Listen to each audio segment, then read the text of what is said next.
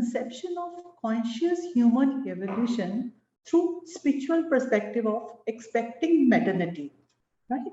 So we will move further. So before that, I will tell you one story which I took from Indian scripture, Ramayana. It was a story of Ashtavakra.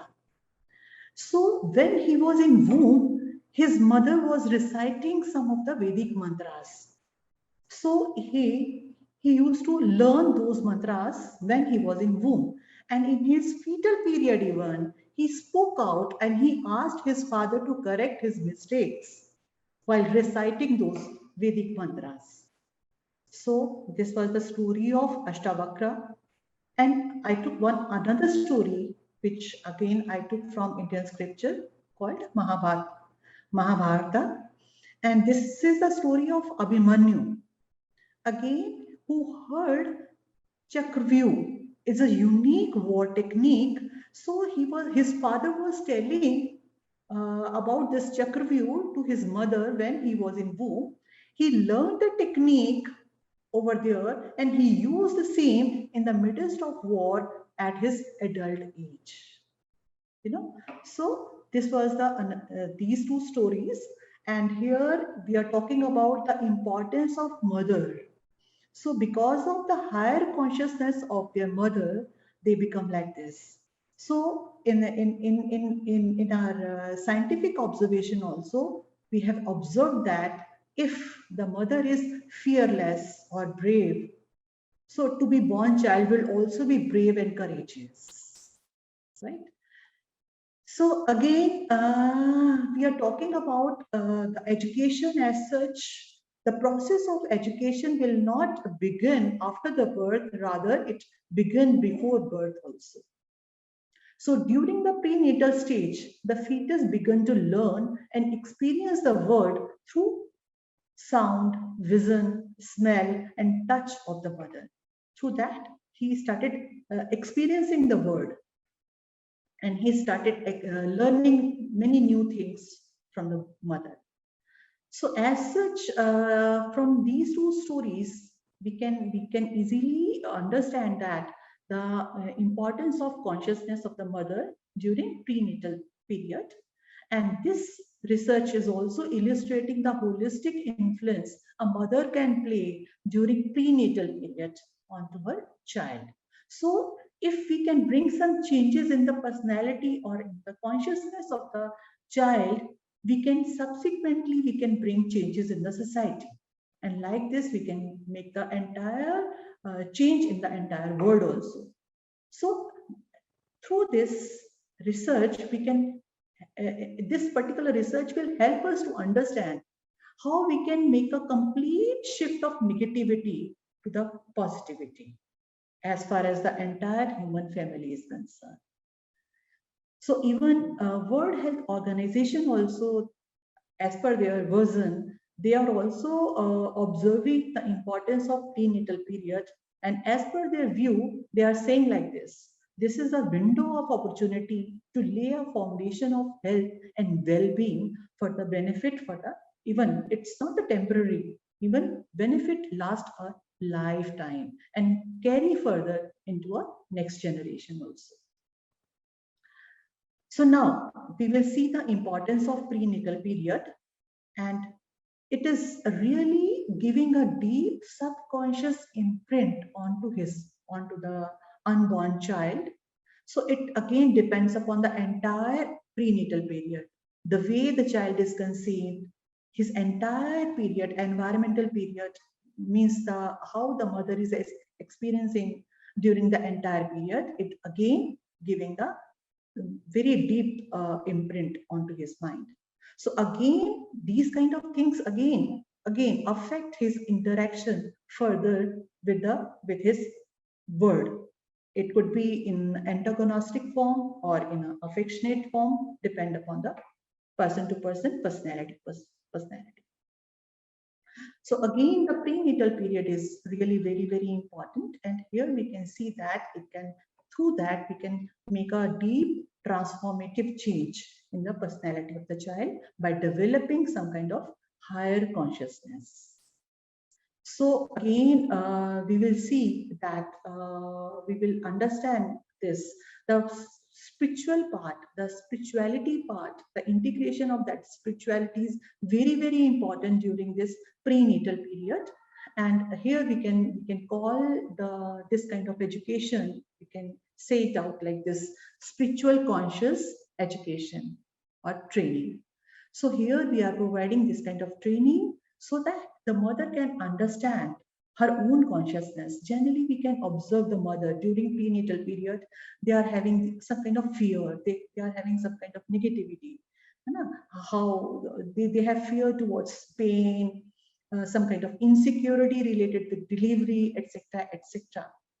So if we provide this kind of training to the mother, we can we can make a shift of negative state of fear to the positive state of love and affection. So here, in through spiritual consciousness, mother will go deep into it about her some kind of damaging state, you can say, or negative state, you can say. So she will go deep into inside of it, and she can find the causes of some kind of negativity, and she could help. And this kind of training will help the mother to replace all negative state or damaging state into productive states. For instance, it can help the mother to help to self-realization, self-development, etc., etc. And it is not helpful for the mother only, rather for the upcoming soul also. So as far as the upcoming soul is concerned, you can ask the question, is the upcoming soul is also having some kind of negativity? Yes, certainly. Because again, that particular soul is coming from previous birth, and the particular soul can carry some kind of preconditioned blockages from her or his pre-birth. So like this, if we are providing this kind of training, we can easily help the upcoming soul also to get rid of all these kind of blockages or negativity. So what we are providing, there are two different aspects. One is for mother and another is for baby. So we can equip the mother through with the help of this kind of training for her own intrapersonal aspect, personal aspect, as well as her social aspect, about her relation with the word and all. And here again, another aspect is for the upcoming soul, is for the baby. We can cultivate higher consciousness in the child. And like this, we can make some changes in the upcoming generation and in the whole human family. So as far as the entire training is concerned, we can divide the entire training into two major aspects. One is quantum communication, another is spiritual consciousness practices. So what about this quantum communication? Generally, we are not communicate with a small child, a small baby, a few months old baby. We are not communicating. We are thinking what the child will understand. What's the use of communication? But here we are helping the mother to communicate with her unborn baby. And through that, she can shape up the baby. She can shape up his entire personality, physically, mentally, socio-emotionally, even spiritually also. So another aspect related with this particular training is spiritual consciousness practices. We will learn these kind of practices further. So first we will understand quantum communication.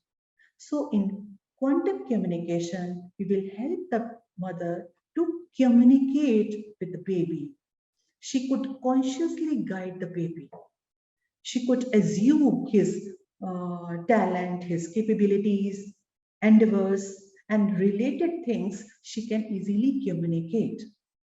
Now, as during in the prenatal period, as the baby is inside the mother, so the baby is having soul-to-soul connection with the mother, and during that particular period, he or she can imbibe all her approbations. Whatever the mother is saying, they can listen, and they can imbibe also all these things. So here again, with the help of these kind of communication, mother can strengthen the subconscious mind of the child, for his entire life even. And moreover, more to the point, they can build a powerful and harmonious relation with each other as far as the mother and the child relations are concerned. So this is really very fruitful for the future of the child also. Now, we can understand what about this spiritual consciousness practices are. So we can divide entire spiritual consciousness practices into 4 different areas: Karma Yoga, Jnana Yoga, Bhakti Yoga, and Dhyan Yoga. We will understand one by one. As far as the Karma Yoga is concerned, it is basically a gross activity. Here we will ask mother to provide some kind of services to the needy ones. So here she can do anything for others. So as far as she is providing some services through his own body, so it helps the mother to make some kind of flexibility, body flexibility. And this, it's not only for the physical flexibility, it can further enhance her own mental flexibility and emotional flexibility as well. So another important aspect related with this particular practice is release of some neurochemicals, or you can say happy hormones. So there are some happy hormones, for instance, dopamine, serotonin, oxytocin. So these kind of hormones can also release with the help of these kind of practice. Yes. Another is Jnana Yoga. Jnana means she will gain some knowledge. She will gain the knowledge of spiritual consciousness. And again, it will help her to gain some kind of self-awareness and self-realization. And here again, the Jnana Yoga will help the mother to find the root causes, her all worries. And she can resolve her all worries also. And she could find some kind of meaning and purpose of her life with the help of Jnana Yoga. And again, we can say this Jnana Yoga will help the mother to purify the emotional and psychic aspect of her mind also. And another aspect on neurological part, again, there is a release of dopamine hormone. Whenever she will gain some knowledge, the dopamine will secrete. And whenever she will focus on any kind of study, the serotonin will secrete. So again, there is some release of these happy hormones during the Jnana Yoga. Another third practice is known as Bhakti Yoga. Bhakti means you are surrendering yourself onto your faith. So whenever the mother will surrender herself to her faith or to her divine, first it will liberate all her negativity. She will give all her harsh instincts, her pain, her ego, whatever is negativity. She will surrender herself along with her negativity. So it helps the mother to liberate all these kind of negativity and help the mother to achieve pure consciousness. And you can call it as spiritual awakened consciousness or soul consciousness. And again here, in neurological part, again there is a secretion of oxytocin. You can say this is a bonding hormone also. So whenever you will develop some kind of close bonding with anyone, the oxytocin hormone will release. So here the mother is having some kind of bonding with her faith, with her divine. So again, oxytocin will help the mother, and again will create some kind of good mood in her mind. So the fourth practice is called Dhyana Yoga. It's a state of complete meditation. So here again, she will develop a unique relationship with her inner divine self. So whenever she will get in touch with the inner divine self, it can help the mother to transcend her bond with her worldly bond with others. So all her physical pain, socio-emotional pain, all the things, she can easily get rid of all the things. And it could generate the feeling of peace and contentment in her. So again, as far as the Dhyan Yoga is concerned, on the neurological side, it can enhance the significant part of the brain. You can say it's a center of pineal gland. So here again, as far as the pineal glands are concerned, whenever you will meditate, it can strengthen that particular brain area. So again, this particular brain area is responsible for self-awareness and self-realization, and further self-enlightenment also. So through this particular practice, it can bring a deeper level peace, calm, and balance in the mother.